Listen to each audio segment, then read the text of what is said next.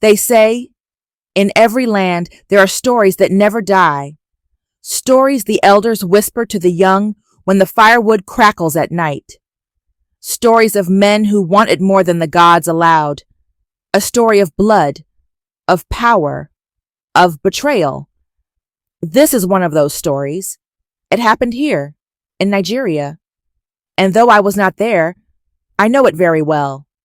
The story of two brothers, Obinna and Chimeka, born of the same womb, raised in the same compound, but divided by a choice that would stain their blood forever. Their father was a hunter. His name carried weight. He was the kind of man who entered the forest with nothing but a bow and returned with meat for the whole village. But one night, he did not return as a hunter. He returned as a body. They found him near the river. The elders shook their heads. "This is not the work of an animal," they said. The women whispered, "He was touched by the spirits." But before he breathed his last, he called his sons to his mat. His voice was weak, but his eyes were sharp. "Listen to me.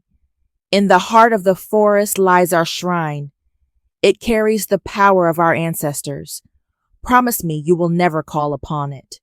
Promise me you will never wake what sleeps there." Chimeka the younger bowed his head. "I promise, Papa." But Obinna, the elder, smirked. "Why fear what belongs to us? If power is there, why not use it?" Their father's eyes darkened. He spat blood, shook his head, and whispered, "Pride will bury you." Those were his last words. After the burial, the family's life changed. Their mother bent her back on the roadside, selling vegetables in the hot sun. Her hands blistered, her eyes grew tired, but she never stopped. Chimeka helped her. He farmed cassava, fetched water, carried firewood. The villagers often said, "That boy has his father's patience." But Obinna despised the sweat, the hunger, the shame of poverty. He watched rich men pass by in cars. He saw their gold watches, their fine wives, their respect, and he said to himself, "I will not die poor." One night, under the red glow of a blood moon, Obinna was seen leaving the compound, a calabash in his hands, a white cloth around his waist. The elders saw him enter the forest path that led to the shrine. "Leave him," one muttered. "Some men must learn the hard way." For 3 days, he did not return. Their mother wept. Chimeka searched. Then, on the 4th day, Obinna walked back into the village. But he was not the same. He wore fine clothes. His hands were heavy with gold. He slaughtered cows for a feast. He threw money into the air. The villagers danced and ate, though their eyes held questions. But Chimeka noticed. Obinna no longer ate with them. He never prayed before a meal. And when he passed, dogs growled, goats scattered, and children hid behind their mothers. Chimeka could not rest. One night he followed his brother into the forest.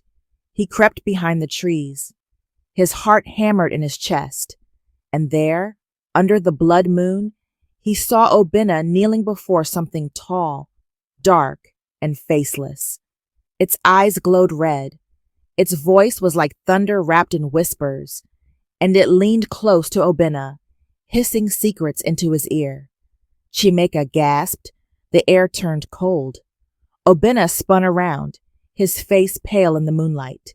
He looked at his younger brother and said, "Now you know." From that night, Chimeka carried a weight heavier than iron.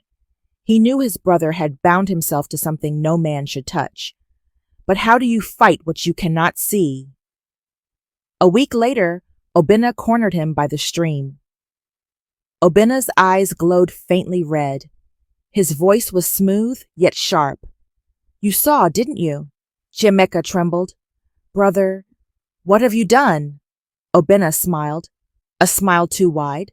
"I have done what our father was too weak to do. I took power.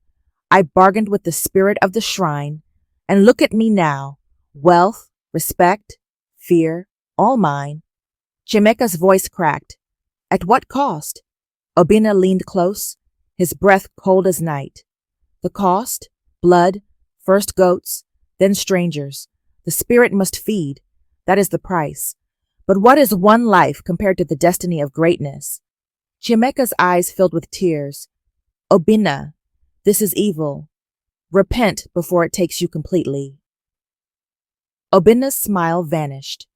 His voice dropped, echoing unnaturally. You are weak, brother. The world does not bow to the weak. Soon the village changed. Young men vanished. Hunters went into the forest and never returned. Bodies appeared in the river, pale, drained, lifeless. Women wailed in the market. Children cried in their mothers' arms. The elders shook their heads. Witches have returned, they said. But in the night, Chimeka heard footsteps, whispers, chanting, and each time Obina left the house, another family lit a funeral fire. One night, Chimeka dreamed, his father stood tall, holding his hunting spear, but his eyes were filled with sorrow. Your brother is no longer Obina. He has chained himself to the blood moon. And when the spirit hungers again, it will not be strangers it demands. It will be blood of its own blood. Chimeka woke with a cry, his chest heavy, his hands trembling. He knew then the spirit wanted him. Desperate, he sought Mama Ngozi, the old priestess who lived at the edge of the village. Her compound smelled of herbs. Cowries hung from the doorway. Her eyes were clouded with age, yet sharp with wisdom. Chimeka fell to his knees. Mama, help me. My brother has made a pact. The spirit of the shrine. She raised her hand. Say no more. I have seen it. The curse of the 2 moons. Chimeka frowned. What is that? Her voice dropped. When brothers shed blood under the blood moon, one inherits power, the other inherits the grave. The spirit has already chosen. Your brother will not rest until your blood spills. Chimeka's heart sank. Then what must I do? Mama Ngozi shook her head. Pray. Fast. But remember, some battles cannot be won with hands of flesh. That very night, the moon rose red again. Obina stormed into Chimeka's hut with armed men. They dragged him out as he shouted, struggled, begged. The villagers watched in silence, too afraid to speak. Some whispered, Leave them. This is not our fight. In the forest, Obina raised his knife as thunder rolled across the sky. Mama Ngozi's words echoed like drums in Chimeka's mind.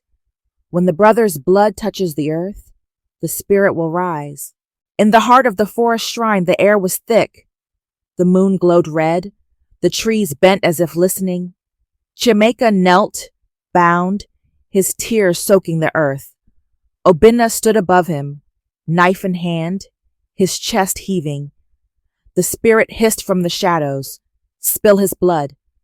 With your brother's life, you will rise above kings. You will never die. Chimeka's voice cracked. Obina, remember Mama's sweat. Remember Papa's words. We shared the same womb. We ate from the same bowl. Brother, please. For a moment, Obina's hand shook. His eyes flickered, but greed is stronger than memory. He pressed the blade to his brother's skin. Before the cut could fall, lightning split the sky. The ground shook. The shrine cracked open, and the spirit rose. It was taller than the trees. Its body was smoke. Its face was shifting shadows. Its eyes, 2 burning flames. Obina fell to his knees. I have done as you asked. Give me my power. The spirit laughed, a sound like 1,000 voices screaming. Foolish mortal, you thought you could use me?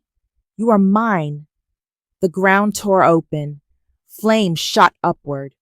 Obina screamed, his voice ripping through the forest. He clawed at the earth, but it swallowed him whole. His wealth, his land, his cars, all vanished like mist in the morning. Chimeka's ropes burned away. He collapsed, gasping. The blood moon faded. Dawn broke. The forest grew silent. The spirit was gone. At sunrise, the villagers found him lying near the shrine. He told them what happened. Some believed. Some said grief had made him mad. But all saw the truth. Obinna's wealth had disappeared overnight. His houses stood empty. His name erased, and so the elders tell the story of the brothers under the blood moon. One brother chose greed, the other chose mercy. But even mercy carries scars. For sometimes, betrayal does not come from strangers. It comes from the blood in your veins. And when blood calls upon spirits, the spirits always collect their debt. So, when the moon turns red, the old women still whisper, "Beware the oath of brothers. Beware the shrine in the forest. For the curse of the two moons never dies." Thank you so much for watching this far.